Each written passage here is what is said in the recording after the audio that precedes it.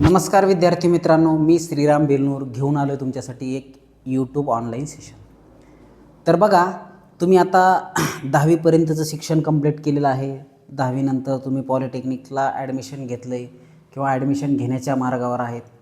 तर मग सिलेबसमध्ये नेमकं काय असतं, कोणकोणते ट्रेड्स असतात, कशा कशा पद्धतीनं ते शिकवले जातात, कोणकोणते कॉलेजेस असतात किंवा कशा पद्धतीने सिलेक्ट हे आहे. तर त्याच्यामध्ये 4 राऊंड आहेत, ते तुम्हाला माहिती आहे. Cap round 1, cap round 2, cap round 3 आणि काउन्सिलिंग राऊंड, अशा पद्धतीचे 4 राऊंड. आता प्रोव्हिजनल मेरिट लिस्ट लागली, फर्स्ट अलॉटमेंट झालं, तुम्हाला कॉलेज लागले. हे 2-3 दिवसात तुम्ही रिपोर्टिंग करायचं आहे आणि ज्यांना पहिले 2-3 ऑप्शन लागले त्यांनी ते तुम्हाला कंपल्सरी घेणं आहे, फ्रीज झाले ते. ओके. परंतु ज्यांना बेटरमेंटसाठी जायचं ते बेटरमेंटसाठी जाऊ शकतात. परत पुन्हा दुसरा राऊंड, पुन्हा तिसरा राऊंड, आणि ज्यांचं पुढंच नाही झालं, काउन्सिलिंग राऊंड, जर जागा अवेलेबल असतील तर ते कॉलेज तुम्हाला संधी देतं तिथं ॲडमिशन घ्यायला. आणि एकंदरीत ह्या सगळ्या प्रोसेसमध्ये 1-1.5 महिन्यानंतर तुमचं ॲडमिशन होतं. त्याला बराच वेळ झालेला असतो आणि तुमचं सेमिस्टर 1 सुरू होतं.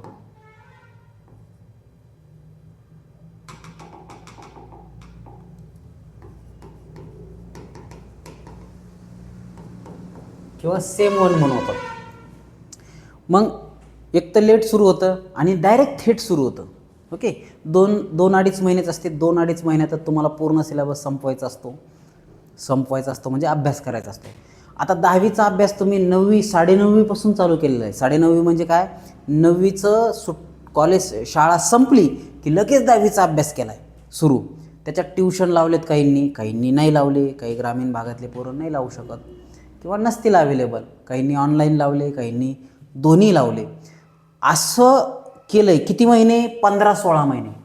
तर 15 ते 16 महिन्यामध्ये अभ्यास करून तुम्हाला जे काय 80, 85, 90% पडले, त्या टक्क्याच्या जोरावर तुम्ही पॉलिटेक्निकला ॲडमिशन घेतलं आहे. परंतु इथं गोष्ट वेगळी आहे. ओके. इथं लक्षात घ्या मित्रांनो, तुम्हाला किती, आता तुमचं कॉलेज सुरू होईल 15 ऑगस्ट नंतर, 15 ऑगस्ट. ओके. स्वातंत्र्य दिनानंतर तुमचं कॉलेज सुरू होईल आणि संपणार कधी आहे? 30 ऑक्टोबर. 30 ऑक्टोबर. किती महिने मिळतात रे? ऑगस्टचे 15, सप्टेंबरचा 1 आणि ऑक्टोबरचा, म्हणजे 2.5 महिने मिळतात. 2.5 मंथ. ओके. 15 ते 16 महिन्यामध्ये तुम्ही 80% घेतले होते, 90% घेतले होते. ओके. 80-90%. पण इथं तुम्हाला 2-2.5 महिन्यामध्ये, आता 2-2.5 महिन्यामध्ये बी बघा, तुमचं टेस्ट 1 येते, त्याच्यात T1, टेस्ट 2 येतं, सबमिशन, त्याच्यानंतर ऑनलाईन पेपर, त्याच्यानंतर इंटरनल आणि एक्सटर्नल, अशा प्रोसेस आहे.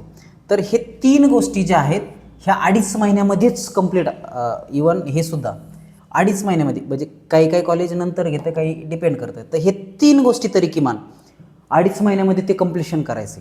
त्याच्यात सुट्ट्या आल्या, त्याच्यात परत हॉलिडेज आले, तर ह्या सगळ्या गोष्टीमुळे तुम्हाला खूप कमी वेळ मिळतो. आणि तुम्हाला तर काटेकोरपणे त्याचं नियोजन करावं लागेल, तरच तुम्ही पॉलिटेक्निकमध्ये पहिल्या सेमला यशस्वी होऊ शकता. ओके. लय अवघड असते का? हां, अजिबात नाही. पॉलिटेक्निक अवघड नाही, खूप सोपं आहे. तुम्हाला मी सिलेबस सांगतो. तर बघा, जवळपास 7 सब्जेक्ट आहेत तुम्हाला. ओके. There are 7 subject. पहिला आहे तुमचा बेसिक मॅथमॅटिक्स, बेसिक मॅथ. तर बेसिक मॅथ म्हणजे त्याला BMS म्हणतात. ओके. आणि याचा सब्जेक्ट कोड आहे 31-13-02. ओके. 31-13-02 हा बेसिक मॅथमॅटिक्सचा कोड आहे. आता तुम्हाला परत हे माहिती आहे पॅटर्न कसा आहे तुमचा, 70-30चा. तर 30 मार्काची टेस्ट 1 होईल. काय होईल? 30 मार्काची टेस्ट 1 आणि 30 मार्काची टेस्ट 2, या दोन्हीचा ॲव्हरेज हे असेल 30 पैकी. ओके. आणि राहिलेला 70 मार्काचा पेपर होईल तुमचा. असं मिळून 100 मार्काला थिअरी असते. आणि एंड सेमिस्टर एक्झाम इंटरनल वगैरे असते ते 50 मार्काला असते. तर असा 150 मार्काचा सब्जेक्ट आहे. किती मार्काचा सब्जेक्ट आहे? 150 मार्क. तर यातला 100 मार्क थिअरी. तर हे 100 मार्क आहे 70 + 30 आणि इंटरनल 50 मार्क म्हणजे 25 + 25. अशा पद्धतीने हा पहिला पेपर. समजलं? सब्जेक्ट नंबर 1 येते लक्षात. चला आता त्याच्यानंतर दुसरा सब्जेक्ट आहे बेसिक सायन्स. Basic science. आता हा बेसिक मॅथ आहे ना, अगदी मजेदार सब्जेक्ट आहे. ओके, ज्या मुलांचं मॅथमॅटिक्स सायन्स मॅथ सायन्स चांगलं आहे त्या मुलांना या सब्जेक्टमध्ये अडचण येत नाही. पासिंग अवघड नाही आहे बाळांनो. तुम्हाला ह्या 70 पैकी समजा 15 मार्क पडले. 70 पैकी किती मार्क पडले? 15. आणि ह्या 30 पैकी म्हणजे ह्या 30 पैकी ॲव्हरेज तुमचं 25 आलं. दोन्ही मिळून 40 पडले, पास झालात तुम्ही. म्हणजे 70 पैकी तुम्हाला 15 जरी पडले आणि इकडं 30 पैकी जर 25 पडले तरी तुम्ही 40ला पास होता. पासिंग खूप सोपी आहे, अतिशय सोपं आहे. परंतु नवीन असल्यामुळं बरेच मुलं घाबरतात आणि घाबरल्यामुळं किंवा पॅटर्न माहीत नसल्यामुळं व्यवस्थित मार्गदर्शन न भेटल्यामुळं त्यांचं नुकसान होतं. ओके, त्याच्यामुळं हे सुद्धा गरजेचं आहे. ओके, त्याच्यानंतर बेसिक मॅथमॅटिक्स हा सब्जेक्ट आहे. याच्यामध्ये 2 आहे. ओके, बेसिक फिजिक्स आणि बेसिक केमिस्ट्री. बेसिक फिजिक्स आणि बेसिक केमिस्ट्री असे 2 आहेत. ओके, हा ऑनलाईन आहे. हा सब्जेक्ट कसा आहे? ऑनलाईन. म्हणजे 70 मार्काचा पेपर ऑनलाईन होईल आणि 30 मार्काचा थिअरी होईल. ओके, आणि अशा पद्धतीने मिळून 100 मार्काचा पेपर होईल. ओके, याच्यामध्ये परत एक गोष्ट लक्षात घ्या.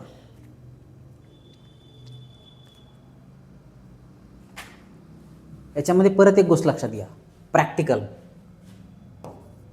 प्रॅक्टिकलमध्ये 25 + 25 25 + 25 म्हणजे हे 50 मार्क आणि हे 50 मार्क.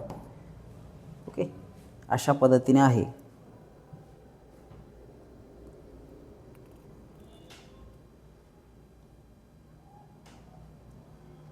इथं इंटरनल आणि एक्सटर्नल सुद्धा आहे +25. ओके, म्हणजे हे 75 मार्क आणि हे 75 मार्क +25. तर हा सब्जेक्ट 250 मार्काला आहे. किती? 250 मार्क्स.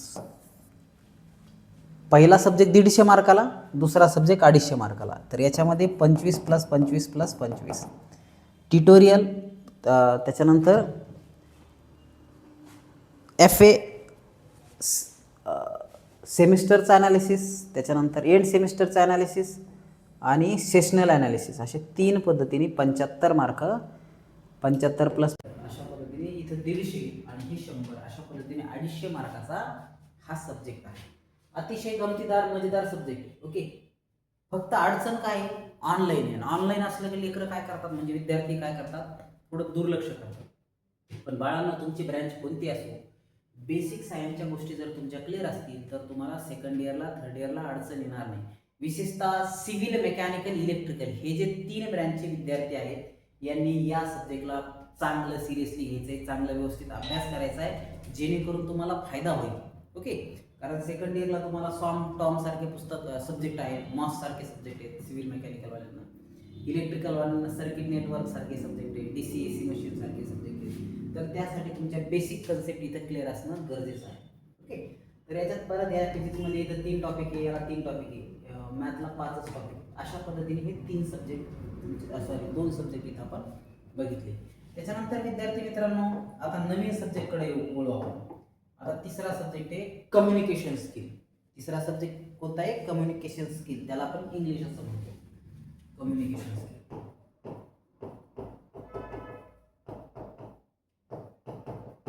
तर जागतिक भाषा इंग्रजी, या इंग्रजीचा तुम्हाला इथं अभ्यास करायचा. तर इथं तुम्हाला रिपोर्ट रायटिंग, डायलॉग रायटिंग अशा गोष्टी तुम्हाला इथं शिकायला मिळतील. ओके, परत हा इथं 70 मार्काचा थिअरी प्लस 30 मार्काचं टेस्ट 1 आणि टेस्ट 2 चा ॲव्हरेज आणि 25 + 25 हे तुमचे सेशनलचे मार्क. असा हा 150 मार्काचा सब्जेक्ट आहे. किती मार्काचा आहे? 150 मार्काचा. तर पहिला सब्जेक्ट 150 मार्काचा, दुसरा 250 मार्काचा, तिसरा 150 मार्काचा. तर अशा पद्धतीनं इथं जवळपास किती मार्क कव्हर झाले, हे 400 आणि हे 150, म्हणजे 550 मार्क ह्या 3 सब्जेक्टमध्ये कव्हर होतं. येतं लक्षात? चला इथपर्यंत समजलं. आता आता ब्रँच वाईज हे this is common to all branch. हे ऑल ब्रँचसाठी असतं. हे सब्जेक्ट कशासाठी आहे? ऑल ब्रँचसाठी आहे. ओके. आणि हे थिअरी सब्जेक्ट आहे. हे सगळे कसे थिअरी सब्जेक्ट आहे. आता चौथा सब्जेक्ट आहे स्पेशल ब्रँचसाठी आहे. तर हा इंजिनिअरिंग ग्राफिक्स आहे. हा इंजिनिअरिंग ग्राफिक्स.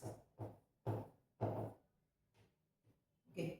तर याला EGP म्हणतात आणि हा EGR आहे. तर EGP जो आहे हा इलेक्ट्रॉनिक्स आणि अलाइड ब्रँचेससाठी, इलेक्ट्रॉनिक्स EX ब्रँच आणि त्याच्या अलाइड ब्रँचेससाठी, आणि EGR जो आहे हा कोअर ब्रँचेससाठी. हा कशासाठी? कोअर ब्रँचेससाठी. मग कोअर ब्रँच कोणत्या? Civil mechanical electrical. कोणत्या? Civil mechanical electrical. हा EGP कोणाकोणाला आहे? कम्प्युटर, IT, AIML, इलेक्ट्रॉनिक्सच्या ज्या अलाइड ब्रँचेस आहेत ना, तर त्यासाठी EGP. आणि EGR जो आहे कोअर ब्रँचेससाठी. कोअर ब्रँचेस कोणत्या? इलेक्ट्रिकल, मेकॅनिकल, सिव्हिल, ह्या कोअर ब्रँचेस. येतं लक्षात? तर हा इंजिनिअरिंग ग्राफिक्स. तर हा दोन्ही याला 50+50 चा आहे. ओके. 50+50 म्हणजे हा सब्जेक्ट किती मार्काला आहे? तर अगदी 100 मार्कालाच हा सब्जेक्ट. येतं लक्षात? त्याच्यानंतर वर्कशॉप प्रॅक्टिस हा एक सब्जेक्ट आहे. 5व्या नंबर वर्कशॉप प्रॅक्टिस.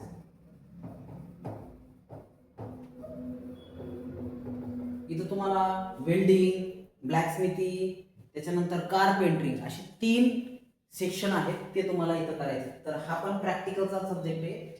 हा पण प्रॅक्टिकलचा आणि हा पण प्रॅक्टिकलचा. इथं 50+50 हा पण 100 मार्काचा सब्जेक्ट आहे. ओके. तर हा सब्जेक्ट कसा आहे? हा पण प्रॅक्टिकलचा आहे आणि हा पण प्रॅक्टिकलचा सब्जेक्ट. त्याच्यानंतर फंडामेंटल ऑफ ICT 6वा सब्जेक्ट. Fundamental of ICT. तर हा पण 50+50 मार्क. ओके. 100 मार्काचा. ओके. ICTचा fundamental, internet of thing. Okay. IoT झालं ते. तर ICT, तर हे बेसिक कम्प्युटर टेक्नॉलॉजी. तर याचं फंडामेंटल तुम्हाला इथं बघायचं आहे. ओके. तर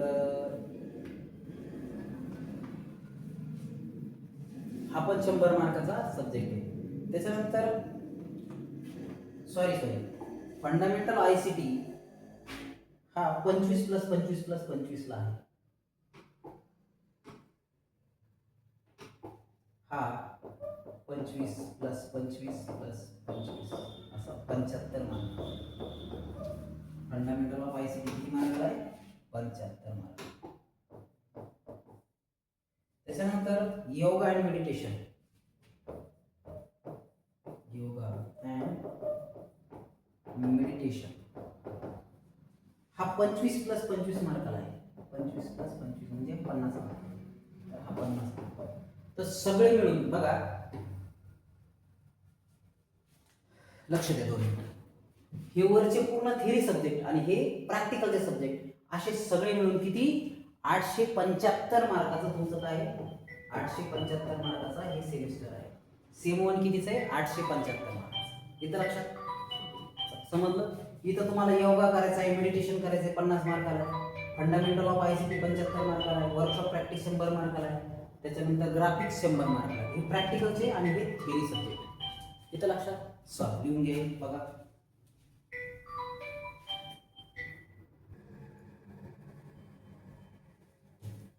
तर ही फर्स्ट सेमिस्टरची थोडक्यात माहिती तुम्ही बघितली. ओके. तर हे सब्जेक्ट आहे बेसिक मॅथमॅटिक्स, मॅथ, ज्याला M1 म्हणतात. ओके. चांगले घाबरतात हे M1ला, पण असं काही नाही, खूप सोपा सब्जेक्ट आहे. कन्सेप्च्युअली व्यवस्थित जर तुम्ही ऑनलाईन ऑफलाईन पद्धतीने केला, काही विषय नाही. ओके. त्याच्यानंतर बेसिक सायन्स खूप अवघड आहे असं नाही, खूप सोपा आहे. फक्त हा ऑनलाईन असल्यामुळे काय होतं, एक्झॅक्ट त्याला आउट ऑफ मार्क्स कोणाला पडत नाही. परंतु कन्सेप्ट मात्र जर क्लिअर असेल तर बऱ्यापैकी चांगले मार्क पडतात. त्याच्यानंतर कम्युनिकेशन स्किल म्हणजे इंग्लिश. ज्यांची इंग्लिश चांगली आहे ज्यांना डायलॉग रायटिंग चांगली जमते अशा पोरांना मदत होऊ शकते, पोरींना मदत होऊ शकते. परंतु हे तिन्ही सब्जेक्ट तुम्ही व्यवस्थित करणं गरजेचं आहे. ओके. त्याच्यानंतर इंजिनिअरिंग ग्राफिक्स हा एक सब्जेक्ट आहे, वर्कशॉप प्रॅक्टिस आहे, त्याच्यानंतर फंडामेंटल ऑफ ICT आणि योगा आणि मेडिटेशन असे सब्जेक्ट. तर थिअरी आणि प्रॅक्टिकलचे सब्जेक्ट असे 7 सब्जेक्ट आहेत आणि वेळ किती 2.5 महिने. ओके. आणि पोरांना सवय नसते बघा, त्याच्यामुळं खूप सारे पोरं डिमोटिवेट होते. काही काही पोरं 2-2, 3-3 दिवसातच म्हणतात की आम्हाला जमत नाही, आम्ही सोडून जाऊ. तर घाबरू नका विद्यार्थी मित्रांनो, याच्यावर सोल्युशन सुद्धा आहे. पहिलं सोल्युशन तुम्ही मेहनत करायची. दुसरं सोल्युशन कॉलेजमध्ये जे व्यवस्थित लेक्चर होतात ते व्यवस्थित अटेंड करायचे आणि जर तिथूनही सगळ्या गोष्टी क्लिअर होत नसतील तर मात्र क्लासेसकडे यायचे. ओके. तर मी श्रीराम बेनूर 2 ठिकाणी क्लासेस घेतो, जालना आणि अंबडला. सध्या मी अंबड येथे आहे आणि अंबडला आमचा क्लास आहे. ओके. अंबडला आमचा क्लास आहे. आमच्या क्लासचं नाव आहे Nikhil's polytechnic classes. Okay. Nikhil sir polytechnic class.